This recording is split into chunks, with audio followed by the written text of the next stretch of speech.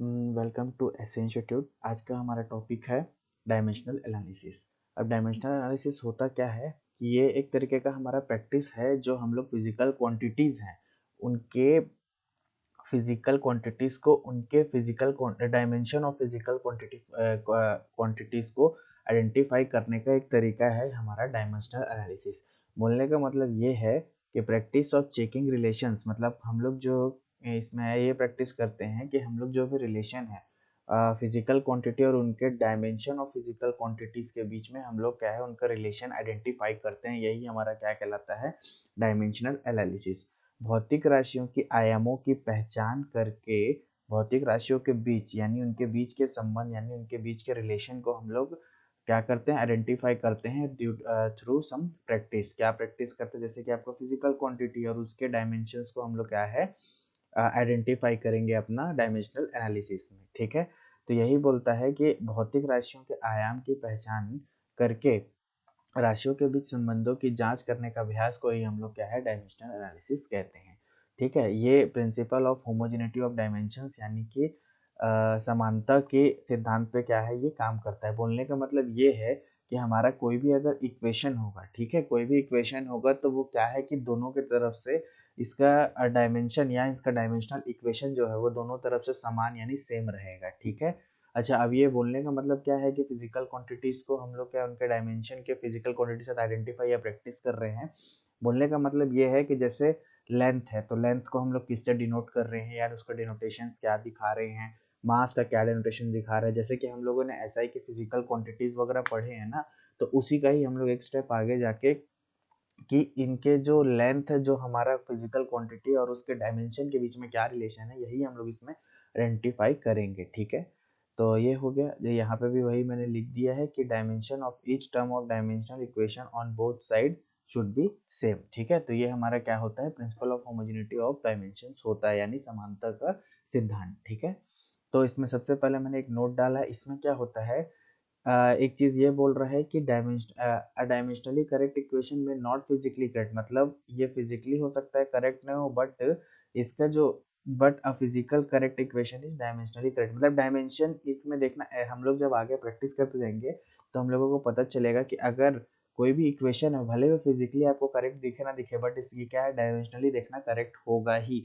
इस चीज को मैं आगे आपको प्रैक्टिस में प्रूव करके दिखाऊंगा। ठीक है, अच्छा, अब ये एक टाइप का फॉर्मूला है, ये किस पे, principle of homogeneity of dimension analysis पे है। लेकिन इस पे आने से पहले मैं ये एम एल टी वगैरह क्या लिखा है, इस पे मैं इसको इस टेबल के बाद मैं आपको क्लियर करता हूँ। ठीक है, अब देखिए हमारे पास कुछ पैरामीटर्स हैं। ठीक है, तो डायमेंशनल एनालिसिस में क्या करते हैं, हम लोग उसको डिनोट करते हैं। अब डिनोट कैसे करते हैं, जैसे हमारा लेंथ है, सबसे पहले इजीली स्टार्ट करते हैं, लेंथ है तो लेंथ में क्या है, लेंथ का में इसका जो है हम लोग इसको एल से डिनोट करेंगे, बट इसके अगल बगल हम लोग स्क्वायर ब्रैकेट का यूज करेंगे। इसके अलावा हम लोग कोई और ब्रैकेट का यूज नहीं करेंगे, सिर्फ और सिर्फ हम लोग क्या है, स्क्वायर ब्रैकेट का यूज करेंगे। यही हमारा डिनोशन है। जैसे कि लेंथ को हम कैपिटल एल से दिखाए स्क्वायर ब्रैकेट के अंदर में, मास को हम एम से दिखाए स्क्वायर ब्रैकेट के अंदर में, टाइम को हम टी से दिखाए स्क्वायर ब्रैकेट के अंदर में, करंट को आई से दिखाएंगे स्क्वायर ब्रैकेट के अंदर में, टेम्परेचर को हम के से दिखाएंगे स्क्वायर ब्रैकेट के अंदर में, लाइट इंटेंसिटी को हम लोग सी से दिखाएंगे स्क्वायर ब्रैकेट के अंदर में। ठीक है, तो ये हो गया आपका मास, टाइम का टी, करंट का आई, टेम्परेचर का के और लाइट इंटेंसिटी का सी। ठीक है, मेनली हम लोग ज़्यादातर देखो सबका यूज़ तो होगा, लेकिन हम लोग मेनली ज़्यादातर क्या है, एल एम और टी से क्या बोलते हैं, सारे चीज़ को डिनोट करेंगे। ठीक है, और भी चीज़ें कई कई जगह पे फार्मूला के हिसाब से, जैसे जहाँ हम लोगों को करंट का फार्मूला, हीट वगैरह का फार्मूला या वर्क डन का फार्मूला आएगा, उस जगह से उस हिसाब से हम लोगों को डेनोशन या पैरामीटर का जरूरत पड़ेगा। जहाँ टेम्परेचर आएगा वहाँ हम लोगों को के का जरूरत पड़ेगा। वैसे ही एंगल के लिए थीटा वगैरह अगर कहीं पे भी कुछ जरूरत पड़ेगा तो उस हिसाब से मैं वहीं पे आप लोगों को एक्सप्लेन करते चलूंगा। ठीक है, ठीक है, तो अब आते हैं फॉर्मूला पे। अब फॉर्मूला ये क्या बोल रहा है, ये वाला जो फॉर्मूला है ये लिखा है सब स्क्वायर ब्रैकेट के अंदर में, एम का power M square bracket power a, L square bracket power b, T square bracket c M, वैसे ही ये पूरा M L T square power x y z. ठीक है, अच्छा, इसमें होता क्या है, यही जो लाइन मैंने यहाँ पे हमने होमोजेनिटी में कहा था कि डायमेंशन ऑफ ईच टर्म, मतलब हर टर्म का क्या है, डायमेंशन हमारा क्या होगा, इक्वल होगा। बोलने का मतलब कि a जो है x के इक्वल होगा, b जो है y के इक्वल होगा, z यानी कोई भी पावर होगा तो होमोजेनिटी का जैसे क्या है, ये इक्वेशन को सेम रहेगा हमारे किसमें, डायमेंशनल एनालिसिस में। यही हमारा principle of homogeneity of dimensional analysis है, ठीक है।